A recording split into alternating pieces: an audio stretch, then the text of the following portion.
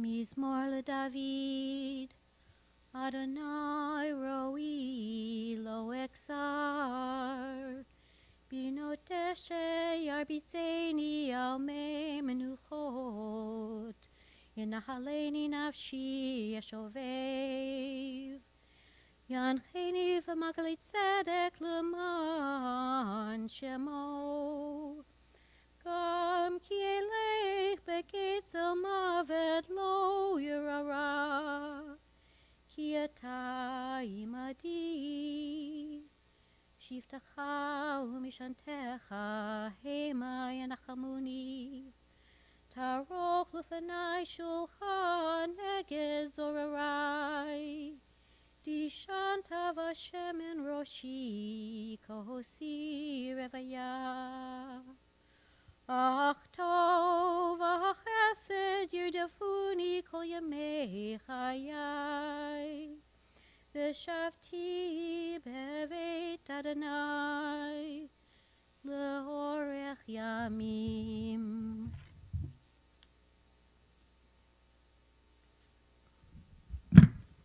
Psalm 23, the Lord is my shepherd. Excuse me. I shall not want. He maketh me lie down in green pastures. He leadeth me beside the still waters. He restoreth my soul. He guideth me in straight paths for his name's sake. Yea, though I walk through the valley of the shadow of death, I fear no evil, for thou art with me. Thy rod and thy staff comfort me. Thou preparest a table before me in the presence of my enemies. Thou hast anointed my head with oil. My cup runs over. Surely goodness and mercy shall follow me all the days of my life, and I shall dwell in the house of the Lord forever. Franz Rosenzweig wrote, health experiences even death at the right time. Health is good friends with death and knows that when he comes, he will remove the rigid mask and take the flickering torch from which he will unfold the swooning one in his arms. And only then, when life has closed its eloquent lips, will he open his eternally silent mouth and say, do you recognize me? I am your brother. We gather here this morning in this beautiful sanctuary, a place of great meaning for the Freegood family, loyal and devoted members and leaders of Tifereth Israel for decades. We last gathered joyfully just a couple of months ago for Lester's bar mitzvah, and today we experience the very opposite emotion. On the saddest of occasions, as we say a final goodbye to Alice Freegood, beloved wife, mother, sister and sister-in-law, grandmother, and dear and devoted friend. Gathered here are members of the Tifereth family, Louis, Johnny, and Andrew, and niece Lucille, members of the Freegood family, including Steve and Bailey, Toba and Devorah, Jeff and Sherry. Alice was not only an exceptional sister, she was an exceptional sister-in-law. The rabbis say that there are three sounds that are scarcely audible as we go about our day-to-day lives. But these sounds have tremendous reverberations. The passing of a day, the rain as it falls to the ground, and the soul as it leaves the body. Alice's passing leaves a deep hole. And the soul, and God knows we don't begrudge her the peace she or her family have found. But at the same time, those waves of grief do reverberate from Des Moines to Los Angeles to Washington, D.C., to New Jersey and Las Vegas and New York and London, England, and Florida. Wherever friends and family reside today, there are waves of grief. I have been given the singular honor of presiding at this service, a service for a most special and endearing woman who meant the world to me. Julie and I were blessed to call Alice our very dear friend from practically the first moment we met at a Shabbat morning service in the old Bookie Chapel more than 40 years ago. A friendship that has endured and flourished despite geographical distance and that now encompasses 3 generations of our families. With Alice at peace, and I know we all feel that way, I think of the reassuring words of poet and physician Hans Zinser. Now is death merciful. He calls me hence gently. With friendly soothing of my fears of cruel disintegration of slow years. Nor does my death leap upon me unaware like some wild beast that hungers for its prey, but gives me kindly warning before I go to kiss your tears away. How sweet the summer and the autumn shone late warmth within our hearts is in the sky, ripening rich harvests that our love has sown. How good that now the winter comes I die, for ageless in your heart I'll come to rest, serene and proud, as when you loved me best. Today we are mandated to remember. And memory is important because it's natural for the mind to be fixed on the last difficult days and demoralizing months at the Iowa Jewish Senior Life Center. To be concentrated on our terrible helplessness or the paralyzing impotence that befell the Freegood family over these past 10 years as they gradually lost the vibrant and luminous personality of Alice Freegood. But it is exactly at these moments that our tradition urges us to review the whole life. We must not allow the last painful hours, days, weeks, or months to blot out an entire life. We must not allow the fright and sadness to erase our memories of celebrations and B'nai Mitzvah, weddings, to eclipse the laughter and the song, which is Alice. Death is dizzying and disorienting. We need time to recover a sense of balance. I turn now to the wisdom of a tradition Alice loved and understood, which might steady our lives and restore our equilibrium. In Pirkei Rabbi Eliezer, a rabbinic collection, we find that King Solomon, wisest of all, built 2 gates in the temple, one for the bridegroom and one for the mourners. The citizens of Jerusalem would gather between the 2 gates and offer condolences to the mourners at one gate and congratulations to the married couple at the other gate. Both gates represented continuing moments in our lives to be remembered and to be sanctified. In our prayers, we are told to remember the darkness in the daytime and remember the light in the nighttime. Memory is for the sake of our wholeness and the wholeness of the one whom we remember today. To be a whole human being, to be an entire Jew, is what the Ethics of the Fathers means when it tells us that the world stands on 3 pillars, on learning, on prayer, and on the practice of good deeds. One commentary points out that where all 3 are needed. If not, it's like sitting on a tripod where 2 legs are missing. That's a shaky existence. The whole person will not be divided, will not isolate philanthropy from study, from the practice of good deeds. To be a Jew is to be a whole human being. Alice's wholeness embraced it all. Integrity, honesty, family, kindness, and generosity. Death is not a refutation of life. Death is not a blessing, but it's not the worst our tradition records. Far worse than death is a life wasted, a life lived dreamlessly, without vision or hope. Far sadder than death is the epitaph that reads, "Here lies a life written in water." Alice lived her life on the parchments of memory that will endure. Like all of you, I am overcome with memories. Alice's transition, a unique one from a Long Island Jew to a full-fledged Iowan. The picture in the program reminds us of Alice's special beauty and style, her strong volunteer spirit, her fastidiousness. How many of you ever saw Saul and Sophie's drawers when they were kids at home? Clothing perfectly folded. Or her tyrannical role in the kitchen. I once tried to load some dirty dishes and was quickly and harshly reprimanded. Her sense of fashion and the silver fox. Joseph's jewelers, the lovely, beautiful black hair, the coffee nips in her pocket, her shopping and weird dry cleaning habits, and regular Starbucks orders, washing the house towels and clothing every single day, picking out Papa's outfits at Bedauer's and laying out his clothes for him like he was a 4-year-old. Her love of good food, no mayonnaise, and the best hotels. Her gray nails, her big clip-on earrings, her joyful laugh and love of humor, and her often frenetic routine, helping one cause or another, while buying Sophie, little Sophie, another frilly pink dress. And look at how that worked out.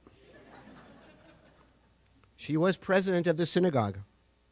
Her involvement with refugee families was a crown on her life's achievements, as the Shoiket family will testify. All of this bolstered by the most loving qualities as a doting mother to Saul and Sophie and Matt, a wife to David, a grandmother, Mimi to Lester, Haley, and Phoebe, sister of the late Betty and daughter of Lucille and Lester, who many of us remember fondly for his playfulness and his irrepressible spirit, along with his cigars, who was tended to by Alice with great love for a long time. We read, God sends souls down to earth and brings them back by making them climb ladders. Someone asked the rabbi, who stands higher on the ladder? The person who stands close to the top rung, or the one who stands closer to the bottom rung? He answered, it all depends in what direction they're going.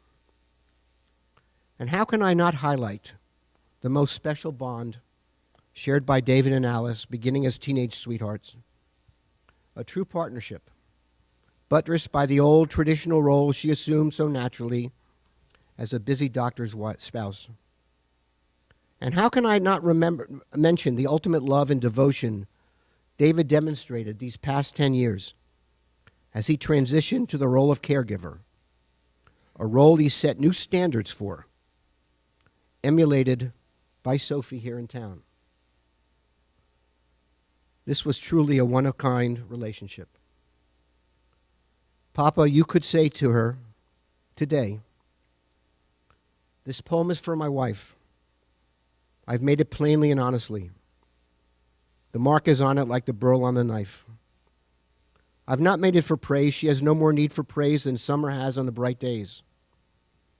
In all that becomes a woman, her words and her ways are beautiful. Love's lovely duty, the well-swept room.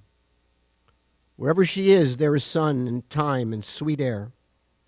Peace is there and work done. There are always curtains and flowers and candles and baked bread and a cloth spread and a clean house. Her voice when she sings is a voice at dawn by a freshening sea, where the waves leaps in the wind and rejoices wherever she is at now. It's here where the apples are, here in the stars in the quick hour. The greatest and richest good my own life to live. This she has given me, if giver could. My wife Julie shared some thoughts about Alice. I remember so vividly and fondly our early days in Des Moines when she welcomed us and enveloped us with love. Our relationship only developed and grew over the years. Always a confidant, a supporter, and so much fun to be with. From 3-hour lunches at Wendy's with Rebecca in a high chair, to the Ritz-Carlton Hotel and Spa where we met in Chicago. What always mattered was being together and sharing our lives. She had a keen sense of perspective on what is important in life. She became Zachary's godmother. She was in our home the night I received the call that my father died and immediately began taking care of everything we needed to do to fly to San Francisco, as well as supporting me emotionally. Alice developed relationships with our parents and all our visitors to Des Moines, making everyone belong.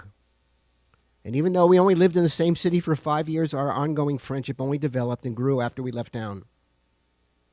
It was destiny that brought Saul and then Sophie to school in D.C., not only allowing our relationships with them to grow, but ensuring that Alice and David were in town frequently. I was able to protect Alice from seeing Saul in his roommate's frat house, as I made her stay in the car while I went and retrieved Saul, getting a full view of a disaster that would have put Alice over the edge. Not only did we talk frequently about everything, we traveled together and shared each other's simchas and sorrows. I will never forget Alice in her prime, her heartfelt smile and her generous spirit. Alice leaves a powerful legacy of love and friendship. I hope we have learned well from her, and that I'm able to be the friend and support to her family as she always was to mine. I've missed her greatly these past few years, and even though I will continue to miss her, I'm grateful that she's at peace. Sophie described her mom in these words: I am strong because I was raised by a powerful woman. My mother was a force. Haley once told me she thought her Mimi was the fanciest person she knew. My mother did nothing half-assed. She gave her heart and soul to everything important to her. I feel so lucky to have been raised by such a passionate woman. She will live in me forever. I will never forget TCBY after school, trips with our family, Starbucks sit-downs, phone calls on my way home from work. The Monster Mash. She could dance. And Sophie concludes, I would not be who I am without her. I'm grateful for each moment we shared together, even the hard ones. And to Alice directly, she says, Mama Lou, watching you change has not been easy. I want to remember you from the awful disease, from before the awful disease. I wish we could have had even more time together. I wish you could have been a Mimi longer. And these are Saul's words. When I was a child, my mother told me that she loved me, literally thousands of times. As I grew older, she would tell me that I could do anything that I wanted to do and be anything I wanted to be if I put my mind to it. She told me this over and over and over again. It was her mantra. My mother taught me to be an activist. When I was 13, Mikhail Gorbachev came to meet with President Reagan, and our family flew to Washington, D.C. for the day to march on behalf of the Jews being persecuted in the Soviet Union. The following year, we canvassed door to door together to try to convince Iowans to vote for Joe Biden and then Paul Simon in their campaigns for president. 2 years later, we worked for our Senator Tom Harkin. Mom was either with me or driving me to do what I believed was important. She taught me how it felt to help others. There seemed not to be a day that went by when she wasn't on the phone coordinating help for someone who was sick or in need. When Tanya, Mark, Vitaly, and Eugene Shoykit arrived in Des Moines from the former Soviet Union, Mom made sure that they were welcomed by our family and as our family. I remember helping to get their apartment ready for their arrival and our first dinner together at the Great Wall Chinese restaurant in West Des Moines. Our two families sat around a big table filled with Chinese food. The Shoykits didn't speak much English, and the only Russian spoken by our family was from my grandpa Lester, who kept saying the only word he knew, which was "Do svidanya," until we meet again. When Mom enrolled as a student at Drake University, her sociology professor would take his students around Des Moines to feed the homeless. And I went with Mom, literally as part of her class requirement. We were shocked by how many homeless people there were in our city, and we continued to go out with her professor many times after our first experience, waking up before 6 a.m. to bring food to those in need. Around 10 years ago, my mom became very ill. First, she started losing her memory, followed by horrible delusions. Over the last few years, she lost the ability to stand, feed herself, go to the bathroom, or to speak. But she continued to be our greatest teacher. Through her horrible illness, she continued to teach Sophie and I how to live, to not take any day for granted, to never put off things that were important to us, to live in the present moment, to love and cherish each other, and to live each day to its fullest, reminding us every day that our lives can be short. Our mother was an incredible woman, who lived a full, meaningful, and beautiful life. And so ends Saul.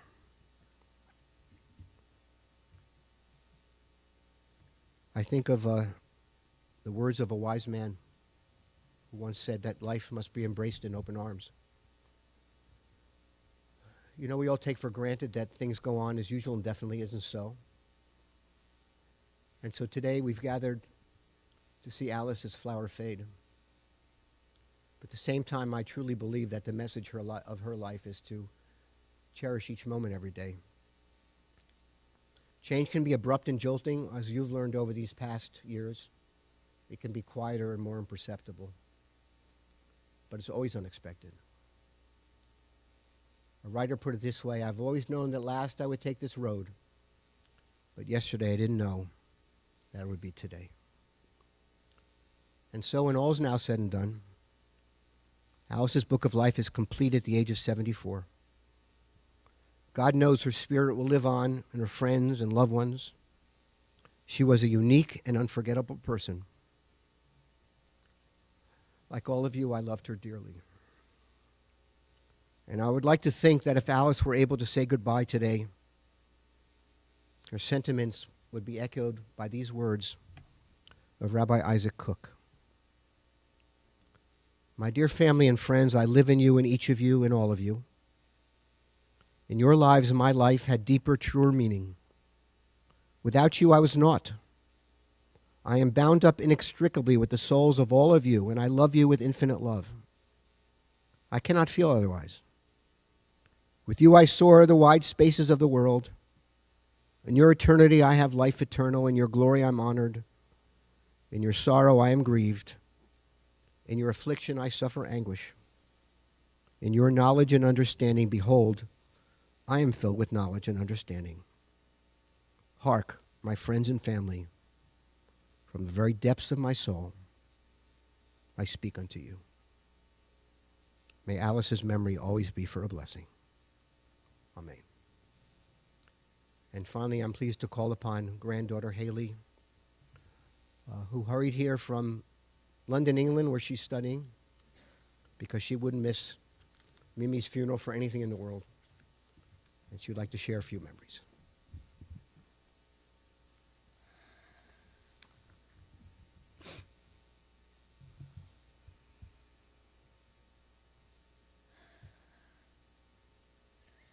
Thank you. Thank you all for being here. My name is Haley. I'm Alice's granddaughter. My mom told me I had to be brief, but my Mimi deserves so much more than brief. All of you sitting in this room know that my grandmother, my Mimi, was the most generous, personable, and probably opinionated and assertive person you have ever and will ever meet. She was never afraid to tell you like it was. If she didn't like your jeans, she would tell you, but then buy you a new pair to make up for it. Her generosity was present for my whole life. When I was born, she flew to DC by herself for a full week every month. The couch she slept on was nowhere near Ritz-Carlton standards, but she continued to come, month after month, out of her love for me. After that, it was dressing me in head-to-toe tea collection. I swear the Von Maur employees had her credit card on file and didn't even ask before purchasing the latest new arrivals. They just called to tell her to come in and pick up the order. I guarantee I was the best-dressed toddler. Entering into my teens, it was Lululemon. Mimi bought me my first pair of leggings and was quick to donate her entire collection the minute I showed interest. I should note, while some of the pieces were decades old, I have gotten more use out of them in the past 5 years than Mimi ever did. But that's just Mimi in a nutshell. Now I take her superb sense of fashion with me to London. Deep down, I know she knew that I would get good use out of her unworn wool coats and leather gloves. The most important thing my grandmother taught me was how to love. Mimi taught me to love getting my hair done. Our hairdresser, Gail, the only person in the world Mimi and I would allow to touch our hair, always tells me a story from when Mimi first got sick. She was the one to shave Mimi's head at the beginning of her cancer treatments. Gail tells me that Mimi stared at herself in the mirror, practically emotionless during the entire appointment. Meanwhile, Barb Sherman is in the chair next to her, bawling her eyes out. And Barb, trust me, I don't blame you. I would be sobbing if I were you too. But if that doesn't show my Mimi was a damn resilient woman, I don't know what does. Mimi taught me to love retail therapy. She taught me how to wholeheartedly appreciate ski towns more than the slopes themselves. She influenced my love of margaritas. I live in London, it's legal. There was a point in my life that Mimi was obsessed with a restaurant called Taco Hangover. And I have vivid memories of my mama and pop having to literally carry her out after just one drink. That went for Moscato and Riesling too. Mimi loved her sweet white wines. Mimi taught me to appreciate Judaism in such a special and unique way. Not only was her passion for Camp Ramah deep, but she also taught me to sing extra loud in synagogue every Saturday morning. If you have experienced my grandmother in synagogue over the last 50 years, you'd know that she only sang the wrong words, but at least she sang them proudly. Finally, Mimi taught me to love gossiping. When we would do dinners at Des Moines Golf and Country Club, Papa would take Lester and I on a golf cart ride while waiting for our food. Sometimes, if I was lucky enough, and there weren't a lot of people on the golf course, Papa would let me sit in his lap and help drive the golf cart. One summer evening, I was maybe around 7 or 8, we were on a golf cart ride, and not only was I lucky enough to steer, I was lucky enough that Papa let us go off-road. Long story short, I almost ran into a tree and ended up flipping the golf cart. Papa made me promise not to say a word to my grandmother. Guess what the first thing I said to Mimi when I got back to the dinner table was? Mimi, Papa flipped the golf cart. Papa, despite Mimi threatening divorce every time you made her engage in physical activity, your love for each other was truly deep and inspirational. I promise to never settle for anything less. I love you, and I love the love you showed her. She would want you to keep living the life the two of you dreamed of. Please never forget that. I strongly believe that goes for all of us. Keep living the life that Mimi would have led. Have one too many glasses of wine at dinner. Buy the pair of jeans you love without looking at the price tag. And live every day like it's your last. My beautiful Mimi was taken from us far too soon. But when you pick flowers, you always pick the prettiest ones.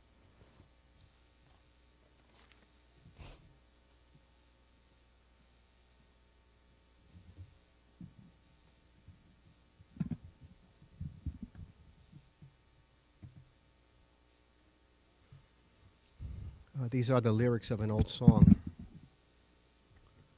For all we know, we may never meet again. So before we go, make this moment sweet again. We won't say goodbye until the last minute. I hold out my hand, my heart is always in it. For all we know, this may only be a dream, and we come and we go like ripples in a stream. So love each other today. Tomorrow may be good for some, but tomorrow may never come, for all we know. Let's pause for a moment of silent prayer and memory. I encourage you to close your eyes and conjure up an image of Alice like this, or as you'd like to remember her.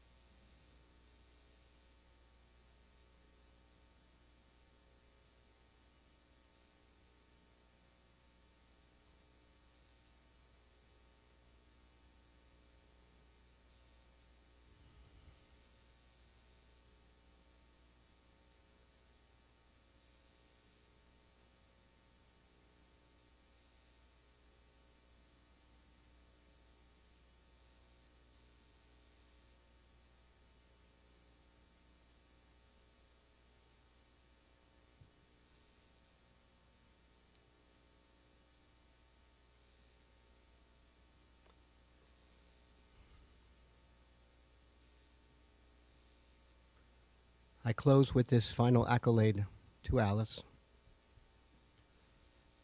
Servant of God, well done.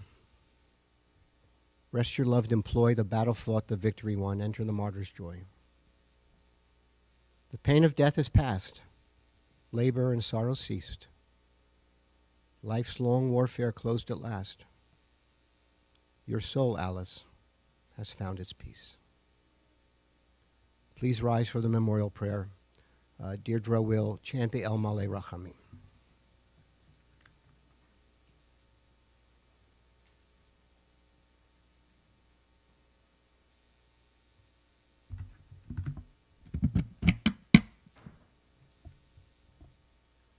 El Maleh Rachamim, Shochen Bamromim, Hamse Menucha Nechona, Tachat Kanfei HaShechina,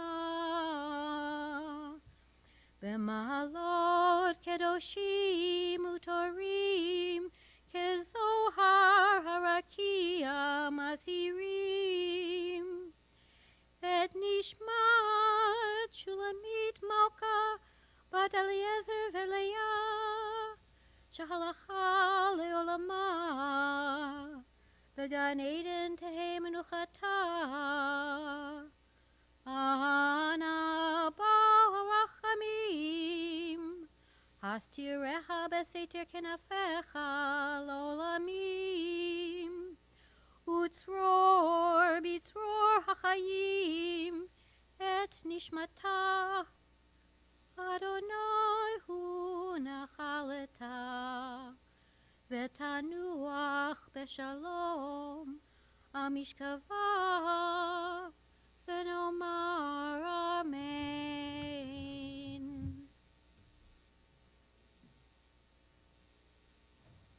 O God, exalted, full of compassion, grant peace in your presence to the soul of Alice Freegood, who has gone out to her eternal home. Master of mercy, we beseech you, please remember all that was good in Alice's life. In this way, her soul will be bound up in the bond of life. God is her portion, and may Alice Freegood rest in peace. Amen.